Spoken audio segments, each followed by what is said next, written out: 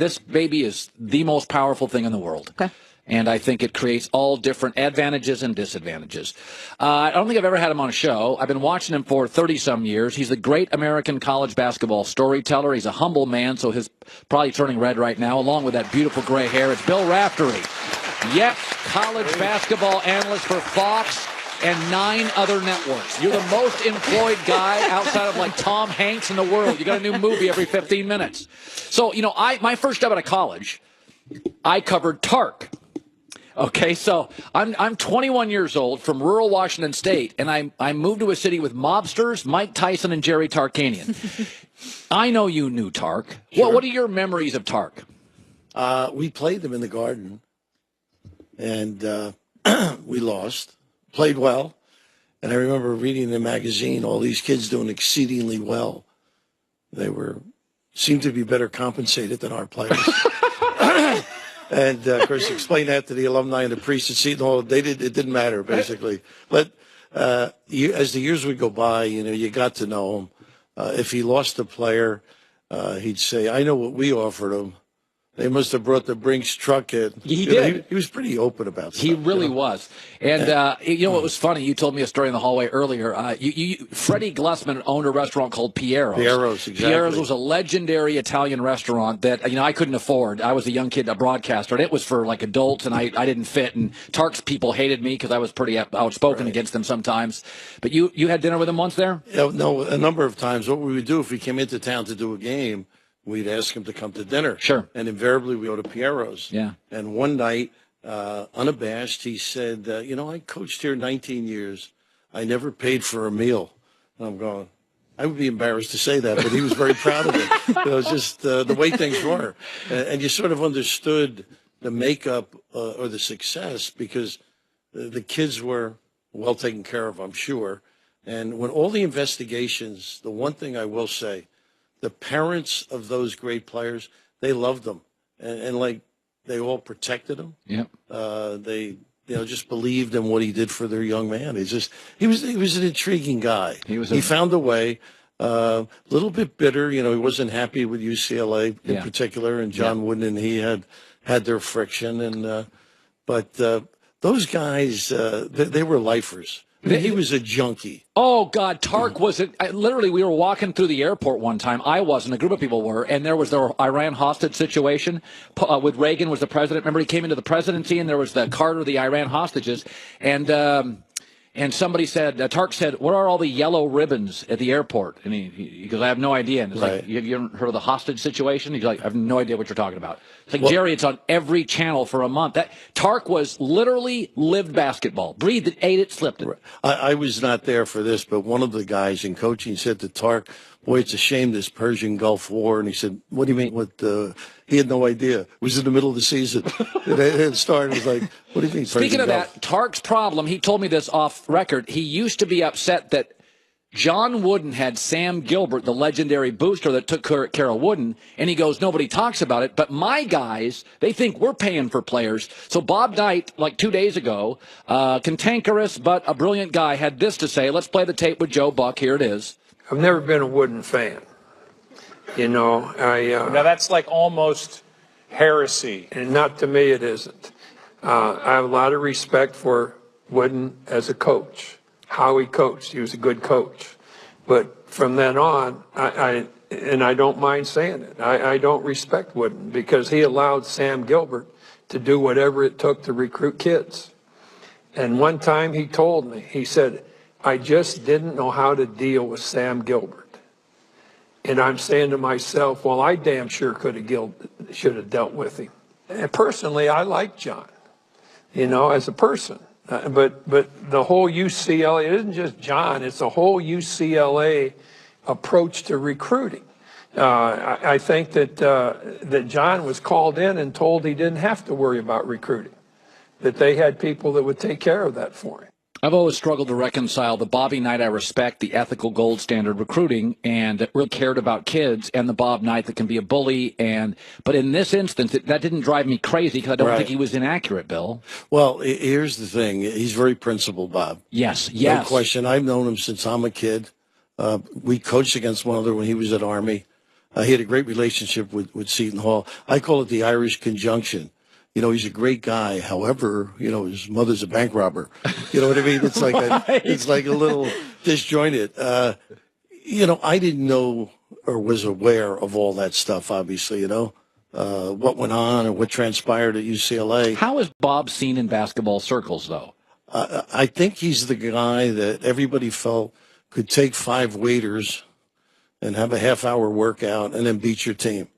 He was the genius coach. He was a great coach. A torture genius. Like you say, principled's the perfect word for Bob. To the point sometimes it gets in his way. Right. No question about it. Demanding. Anybody who played 4 years swears by him. And some kids just couldn't get to that 4th year. It's like dating me. That was the same principle. You could get to the 4th year, you love me. We can relate. He was just we played in Indiana Classic. And he was nice enough not to play us the first game. Because he chooses that. We played Texas, Texas Western UTEP. I remember that tournament. Right? Yep. Don Haskins. And anyhow, then we played Xavier, so we get out 1-1. So Sunday afternoon, we've got a 4 or 5 hour wait till a late flight. We're going to go downtown, have dinner with the team and all. I said, Bobby, take my team and coach them. He took our team into the McCracken adjacent gym. And he addressed everybody. He did the scouting report of each kid. And he never stepped into my domain, belittled what I was teaching or the players. But he just loved the game. And if he cared for you, he would do anything. He's tough because almost like Sinatra, you know. Exactly. A lot of like stuff goes and you hear bad things, but there's a lot of depth and quality to this guy. He's a very complex man, and most of the great ones are. The one thing I did learn, which is why I wasn't successful as a coach, the better the coach seems, the brighter the guy is. And he's brilliant. I think you're pretty bright. You're very funny. Thank you. You're bright. You don't laugh. By the way, your wife sounds like me. Sending out for pizza because she gets a rash when she goes in the kitchen. We eat out a lot. It's a good woman. So I grew up in rural Washington State, but wasn't a Pac-12 basketball fan. I was a Big East basketball fan. And that's why I love Boeheim, Louis Carnesecca, Rolly Massimino, who I covered in Vegas, and John Thompson. You had all these unique figures. You had little, tiny, outspoken Louis Carnesecca and massive personality and intimidating figure John Thompson.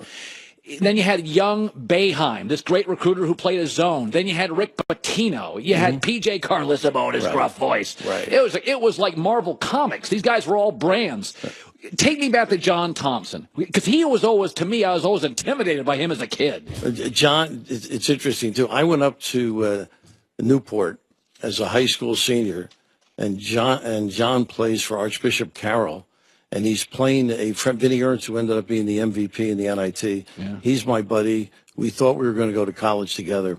St. Al's is playing in this Esket tournament. First time I ever saw John. Now, fast forward, as he got into high school coaching, we tried to recruit some of his kids. And so I knew John before he became John, like demanding. Iconic. And just, the fear of God when you played him. We played in the McDonough gym as a Seton Hall coach. And John had the band behind our bench. So it was probably a blessing in disguise. The kids couldn't hear me when I called a timeout because the band was there. And so I said to the ref, look, move the band. The guy said, I can't move the band. John will kill me. So I always, some people said Digger Phelps was the first to move the chairs out from the bench where they could, not be overheard. And I think I was the first because we took the seats out to mid-court, and I'd have the manager spill a little water at the end of the timeout, so they'd have to rub it. So you could move your chairs out so you could hear. Right. Well, it wasn't that. It was the band. Oh, yeah, exactly. I couldn't hear. But my point was, you got to move the band. So anyhow, after 2 timeouts and water on the floor, they finally moved the band. So that's the only thing I ever won against John Thompson. I beat his band, basically. Mike Krzyzewski and John Calipari are the biggest names. Now, here's my thing. I like Calipari. He's got some baggage. He's got, instead of baggage, he's got history. But now he's got one title in 9 years, and he's kind of got this revolving door NBA thing. And I do think the kids play their arse off. I think they go to class. I know that. I think he's evolved as a person and as a basketball coach. But when I look at Calipari and Krzyzewski, it's kind of they're different brands. Like there is a certain academic standard at Duke that it's like Stanford football. The Calipari and Krzyzewski, is there simmering animosity, competitiveness? Have they get along? I would say there's not necessarily animosity. I mean, I don't know the relationship whatsoever. They have taken advantage of a rule. You're right about them going to class because of the academic progress report. Yeah. You must, or it counts against you, that kid must finish that second semester and have above a 2.0, or that's held against you, as it was UConn a few years ago. If you remember, they weren't eligible for the tournament. Digressing for a moment, I think it's real simple. There's 7 to 10 kids who are great players coming out of high school every year. Let them go. Let them go. Why? Let them go to play the NBA. The college game will survive. It'll be great without them. And then the progression of a player, he'll stay a year or two more because he's not ready. And you'll still have kids that at the end of their third year are good enough to play in the NBA. Yeah, give John Calipari credit. He saw the world and the culture changing, and he completely embraced the one and done, which Krzyzewski did not for about 3 years. Then Krzyzewski started getting beat by one and done players and said, I got to figure it out. You know, Mike's interesting. Mike barks and is tough and is intense. I think he's a very good man. He still appears to love coaching. He's had like surgeries. He's been through the grinder physically. You got a Krzyzewski story. I mean, of all these years covering him, I mean, listen, even the NBA players like him. He is now I can make the argument Brad Stevens and Krzyzewski have bridged that college pro thing better than anybody in the history of basketball. Getting back to the intellect, very bright, capable guy. No question about it. And Brad Stevens is as well. I usually tease Mike because when he was coaching at Army, and we coached against him as well, he was Krzyzewski. And he went to Duke, he was Krzyzewski. He went upstream a little bit, you know. But, Mike, Jay Billis, who I worked with for many years, he saw the progression because he was that first recruiting class that made it go. Yep. Of course, he says it was him. I think Dawkins had a little more to do with it, and Allery, you know. But he has seen the progression of the guy as a coach from hands-on to really deferring to assistants and just being the voice at the proper time. What he's been able to do with Duke on a consistent basis. It's remarkable. Without any difficulty. By the way, one and dones. Correct. The academic culture. It's a small private school. Right. There's nothing like it in the country. Right. I mean, it's really, Notre Dame struggles generally on a year-to-year basis to win. I think what Krzyzewski does. Now, you always make like New York jokes. If I wanted a piece of pizza in New York right now, where would I go? I'm not a pizza guy. Okay, I want a big Italian dish. Nicola's 84th between Lex and 3rd. Not bad. Okay, what if I wanted a steak, a romantic dinner with my wife? Bobby Vans once I went there. It was that's a nice spot. Bobby Vans isn't bad at all. Yeah. You got me. What if you wanted a good... I'm not that romantic, basically. How about a bourbon? You wanted just a big glass. Who's your... PJ Clark's, I would say. You still go to PJ's? Yeah. Little corner table. That's a great place. You mentioned just a quickie on Lou Conaseca. And see, used to be a restaurant called Patrici's, and we used to frequent it. Dean Smith was a great friend of Danny Patrici. Frank McGuire coached Danny's dad at Xavier High School. So we would meet there, the Metropolitan Coaches Association. We would meet to select the next guy to replace the president because Louis always wanted... At the bar. At lunch. We're at lunch. But the right guy had to be the next in line, so it didn't mess things up. So we go down to Patrici's, we walk in, and over at the big round table at 11:30 in the morning, it's Joey Gallo, Paul Castellano. Mobsters. The boys. I don't know who they are at this point. They're mobsters. I didn't have a program. Right. So we walk in, the four of us, Jack Powers, Paul Izzo, Louis, and myself. Yeah. We're walking in, and Louis says, keep walking. So we keep walking. All of a sudden you hear, Louis. They all know Louis. The mobsters do. Louis goes over to the table.